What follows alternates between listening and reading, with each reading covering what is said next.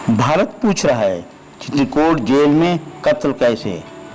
उत्तर प्रदेश जनपद गाजीपुर, क्या सरकार के जरिए तमाम वादे गलत होते हैं? हमारी उत्तर प्रदेश सरकार ने बहुत हाई फाई और सिक्योरिटी का डंका पीट कर चित्रकूट जेल बनाई थी और यही कहा गया था कि यहाँ परिंदा भी पर नहीं मार सकता है। प्रशासन जेल चित्रकूट का कहना है कि 14 मई 2021 को ईद के रोज 2 कैदी पर एक कैदी के द्वारा हमला करके मार देने के बाद तीसरे कैदी को जेल प्रशासन द्वारा मार दिया गया है।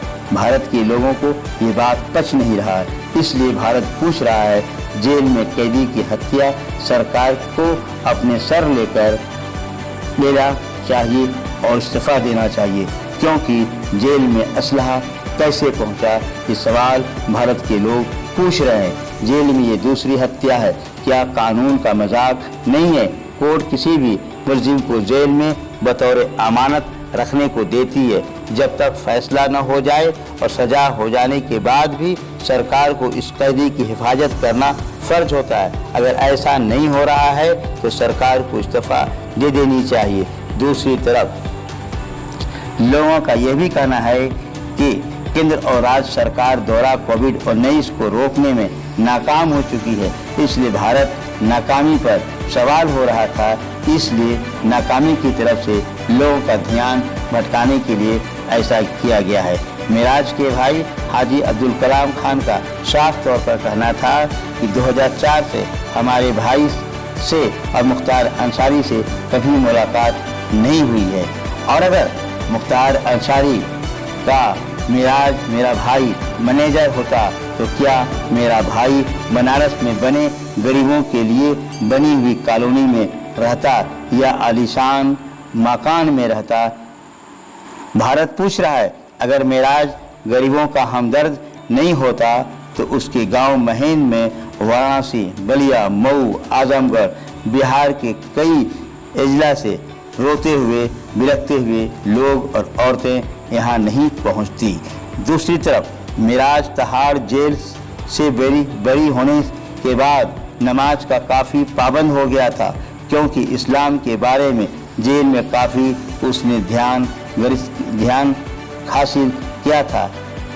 उनके जनाजे में काफ़ी संख्या में लोगों की मौजूदगी देखी गई, खास तौर पर बिहार राज्य के अल्पसंख्यक मंत्री जमा खान के अलावा समाजवादी पार्टी के सेक्रेटरी अकरम नईम खान उर्फ मुन्ना, हैदर अली खान टाइगर, अब्दुल कलाम प्रिंसिपल, साबिक असेंबली मेंबर सिबतुल्ला अंसारी, मोहम्मद मासूम खान बिहार, साबिक जिला परिषद मेंबर मोहम्मद जमाल खान बारा मुख्य रूप से रिश्तेदार होने की वजह से यहाँ मौजूद थे।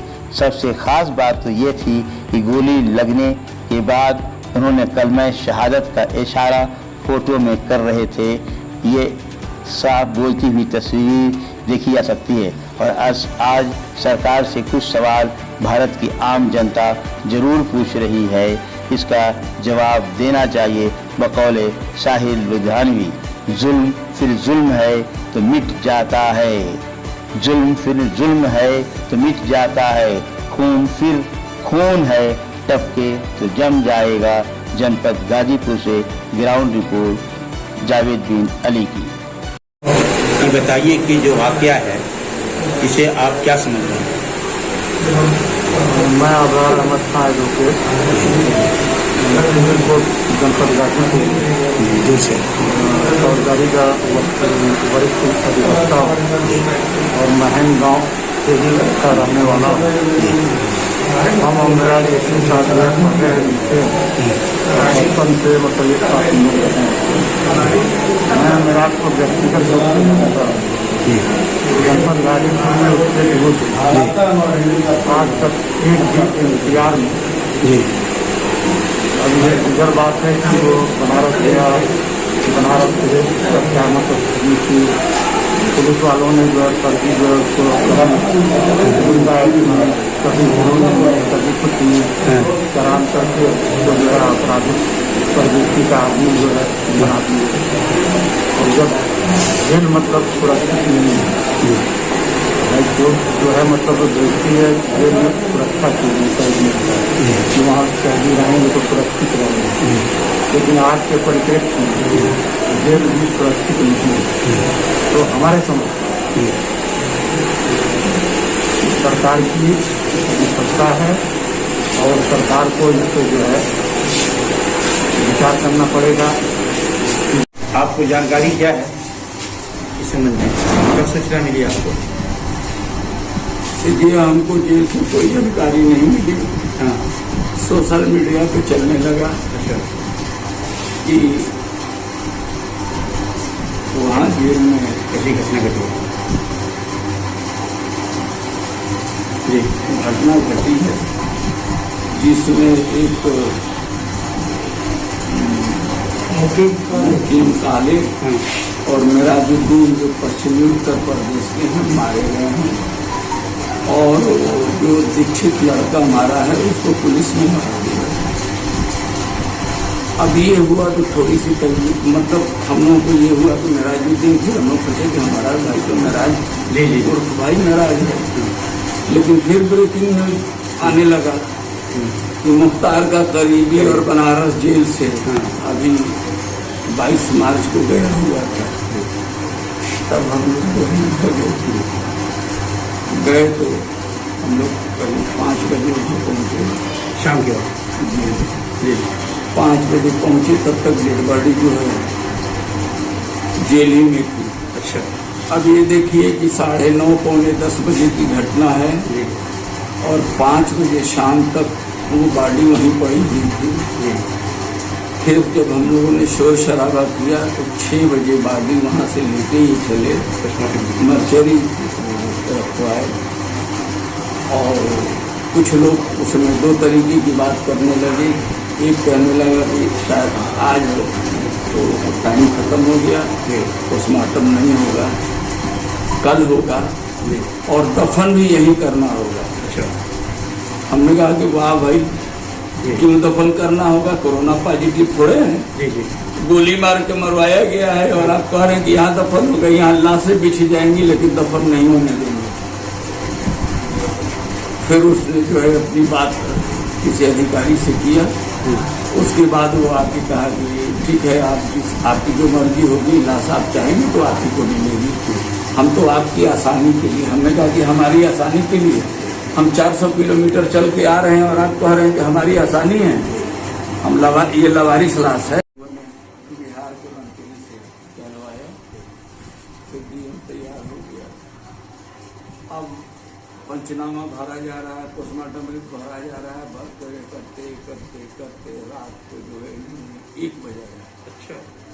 6 बजे मर्चरी में बॉडी आ जाने के बाद 1 बजे जो है जाके वो लोग जो है फॉर्म फिलअप करके आए, फिर गए एसडीएम और किससे सिग्नेचर करा के लिए आए। 3 बज गया।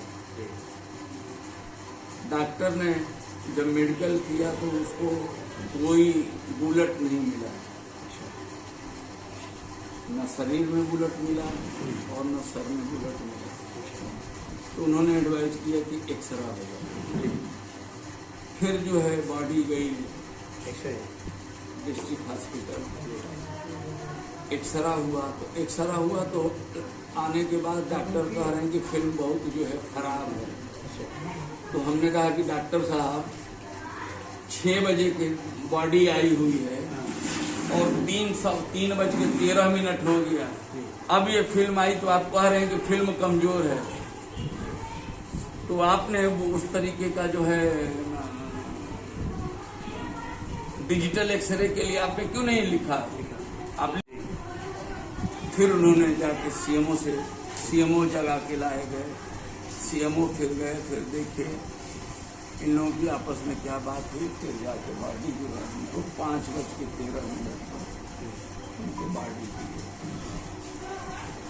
और देखिए ये प्री प्लान जो है, ये बनारस जेल से इनको ट्रांसफर जो है इनके विरोधी सत्ता पक्ष से मिलके इसी प्लान के तहत जो है बनारस से इनको चित्रकूट जो है भेजा गया। जिस मुलजिम का कोई क्या नाम है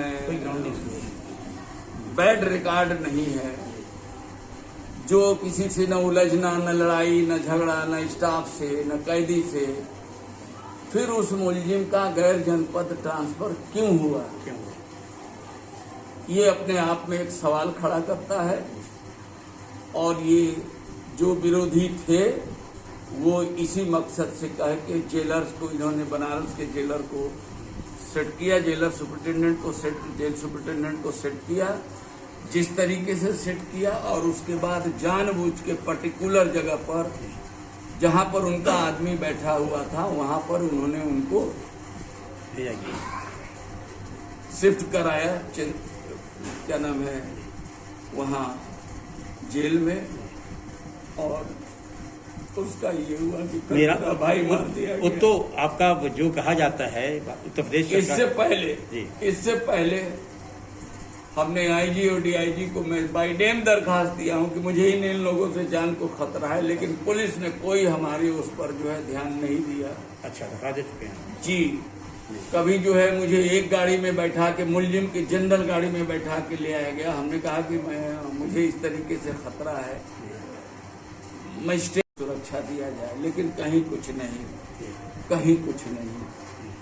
इस तरीके से सौतेला व्यवहार किया गया। और व्यवहार क्या किया गया, ये सत्ता पक्ष के लोग और जो इनके विरोधी लोग थे वो सत्ता पक्ष से मिलके इनकी हत्या कराई गई है सुनियोजित ढंग से। और मैं तो कहता हूं कि पुलिस ने मारा है, क्योंकि उस दीक्षित को मारने का क्या मतलब, सबूत मिटाने के लिए ये काम किया गया है। जी। फिर उस बच्चे को भी मुलजिम को लाया, क्यों लाया गया? उसको भी तो लाया गया था, इनके साथ उसको 7 दिन पहले लाया गया था सुल्तानपुर से। 7 दिन पहले जो है वो बागपत का या इधर का रहने वाला था, वो 7 दिन पहले लाया गया है। तो आपका साफ तौर पर कहना है कि सरकार ने उनकी हत्या कराई है? बिल्कुल, एक बार नहीं 100 बार कह रहा हूं कि सत्ता पक्ष के लोग जो है कुछ विरोधियों से मिलके सुनियोजित तरीके से जो है इनकी हत्या कराई गई। और उस केस में ले जाया गया कि जो मामूली सा केस में ट्रांसफर कराया गया? जी। केस क्या था हमारा? केस बताइए। मैं कह रहा हूं कि फर्जी आप रिन्यूअल कराया। ये केस जेल ट्रांसफर का था, हार्ड क्रिमिनल को थे नहीं। मुख्तार का करीबी जिससे 2004 के बाद जो है मुख्तार से कोई कनेक्शन नहीं, उसको मुख्तार का करीबी, मुख्तार का मैनेजर ईडब्ल्यूएस के मकान में रहता है। ईडब्ल्यूएस का मकान जो है इकोनॉमिकली वीकर सेक्शन के लिए होता है, वो कमजोर तबके के लिए होता है, सिंगल कमरे का मकान होता है। मुख्तार का मैनेजर उसमें रहेगा? मुख्तार का मैनेजर ईडब्ल्यूएस के मकान में रहेगा और मुख्तार का मैनेजर बना के घर तोड़ दिया गया। तो सारा चीज जो है बिल्कुल एक पक्षीय सौतेला वो समझ के जो है किया गया। वहीं पर हजार करोड़ के लोग जो है वहां घूम रहे हैं और उनका कुछ नहीं हो रहा है। शुक्रिया आपका इस बात करने के लिए।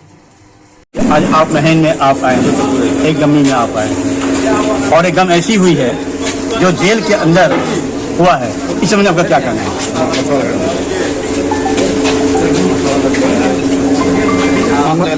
महन गांव जो है, पूरे गांव लगभग 70% लोग मेरे रिश्तेदार हैं, तो मेरे ब्लड है, मेरे खून है। मैं यहाँ पे जो गमी हुआ है जो मेरे रिश्तेदार हैं, मैं सुना मिट्टी देने में शरीक हुआ हूँ और आज मैं ही सरकार से भी मांग किया हूँ जो सही हो जांच किया जाए।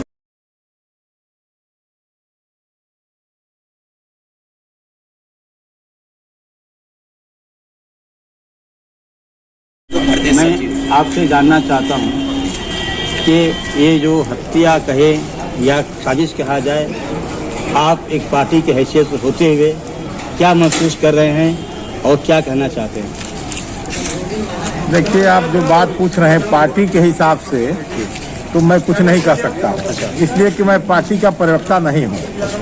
रह गया सवाल कि जेल के अंदर हत्या हुई हो, इसकी मैं निष्पक्ष जांच हो जाए और दूध का दूध पानी का पानी हो जाए। मारने वाले और मराने वाले हैं, ये किस इससे मारने वालों ने कैसे वहाँ उनके पास असलहा पहुँच गया, कैसे उनके पास ही हो गया, हत्या हो गई, इसकी तो जांच होनी चाहिए। मैं चाहूँगा कि जांच करके इनको जो लोग भी ऐसा किए हैं सख्त से सख्त सजा हो, ताकि ऐसा कोई जेल के अंदर किसी भी आदमी की हत्या ना हो। ऐसे हाई सिक्योरिटी जेल के अंदर में पहुंचना एक बहुत बड़ी ये केंद्र और राज्य सरकार के लिए बहुत ही दुखद और एवं संदिग्ध मामला है। इसीलिए यहाँ बनारस उठा के ले गया कि तो हाई सिक्योरिटी में रहेगा, बनारस से खतरा था तभी तो ले गया। देखिए एक चीज हम बता दें आपसे, हिंदुस्तान के अंदर अदावत जो होती है, दुश्मनी जो होती है, उसको कोई शासन प्रशासन कोई भी लोग रोक नहीं पाते हैं। जिससे जाति दुश्मनी होती है उस आदमी को आदमी लगा रहता है कि कहाँ इनकी लूज पॉइंट मिले कि उस आदमी के ऊपर हम प्राणघात हमला करें। इसमें एक सोचने की बात है कि जेल में सारे लोग अपने को बड़ा श्योर महसूस करते हैं, लेकिन जब जेल के अंदर हत्या हो गई उसकी जांच होगी, पता चल जाएगा क्यों। और पुलिस जो है बहुत हाई फाई हो गई है। और मैं एकदम इससे कहना चाहता हूं कि बहुत जल्द इतनी ज्यादा तकनीक हो गया है और इतने अधिकारी तेज हैं कि उसको पता लगा रहे कैसे असला गया, कैसे क्या, तुरंत हो जाएगा। हमें विश्वास है एक से एक चीज जो है यहाँ, अब वो पुलिस नहीं रही, वो तंत्र नहीं रहा। यही बस सोचने की बात है कि भाई जेल के अंदर हत्या हो गई, असला चला गया, इसकी जांच होनी चाहिए। भाई बताइए कि आप जिस जगह आप आए हैं, अगर यही काम समाजवादी पार्टी में हुआ होता तो लोग क्या कहते हैं? हम बलिया के रहने वाले विधानसभा शहर के प्रदेश समाजवादी पार्टी के सचिव हैं, अकमल नईम खां मुन्ना नाम है। और हमारा तो यही कहना है, इस जघन्य जो मैंने हत्या इसकी सरकार करेगी, और ये राज अगर सपा होता है तो यही भाजपाई कहते हैं कि देखिए मुस्लिम मारा गया और जो है आपके राज्य में, लेकिन ये तो एक साजिश के तहत, षड्यंत्र के तहत ये पुलिस प्रशासन और जिला प्रशासन और सरकार के मिली हुई साजिश लगता है। ये हमारा अंदेशा है एकदम, ये जंगल राज का महाजंगल राज है। क्या था 3 दिन से जी गंगा किनारे लाशों की अंबार, तो उससे हटाने के लिए सरकार ये निर्देश दिया। सरकार उस मुद्दे से हटाने के लिए भी और मुद्दा ये भी था कि दवा उपलब्ध नहीं करा पा रहे कोरोना का, और जो लाशें जो है इंटरनेशनल बन गया था ये, हाँ, कि 2000 किलोमीटर में 1200 2000 लाशें मिली है। ये माने ऐतिहासिक जो है, आज तक कभी ऐसा हुआ नहीं था। पूरा गंगा किनारे, चाहे वो किसी स्टेट में हो, वो पूरा यूपी से लिए, बिहार लिए और उत्तराखंड लिए, सब जो है हर जगह लाश ही लाश दिखाई दे रहा है। तो उससे मुद्दा को हटाने के लिए मिराज भाई को जो है बकरी बना दिया गया, उनकी हत्या कराया गया। ये तो सरकार का एकदम इशारा साफ दिखाई दे रहा है। तो आप इसे क्या कहेंगे? इसे कहेंगे सरकार के इशारे पर हत्या है। हत्या है ना। धन्यवाद। आपका नाम क्या है? रिंकू झा। कहाँ से आया? बनारस से। तो जो कुछ हुआ है इस संबंध में आपका क्या कहना है? इस संबंध में ही कहना कि जो कुछ हुआ अच्छा थोड़ी हुआ है, कानून के अंदर ये काम गड़बड़ हुआ है, अच्छा नहीं हुआ है। कौन सुरक्षित है? किस जेल में कोई व्यक्ति सुरक्षित? कोई सुरक्षित नहीं है। जो वकील जज साहब देते हैं सरकार को, किसी भी अभियुक्त को सरकार को, भाई कानून की धज्जी उड़ गई है ना जी। कानून अभिरक्षा में था आदमी ना, कानून अभिरक्षा, फिर तो ये अच्छी चीज नहीं ना है जी। तो आप इसकी घोर निंदा करते हैं? बिल्कुल करता हूँ। धन्यवाद। बताइए। मैं मोहम्मद मासूक खान, जिला कैमूर बिहार का रहने वाला हूँ। मैं आज मोहम्मद मिराज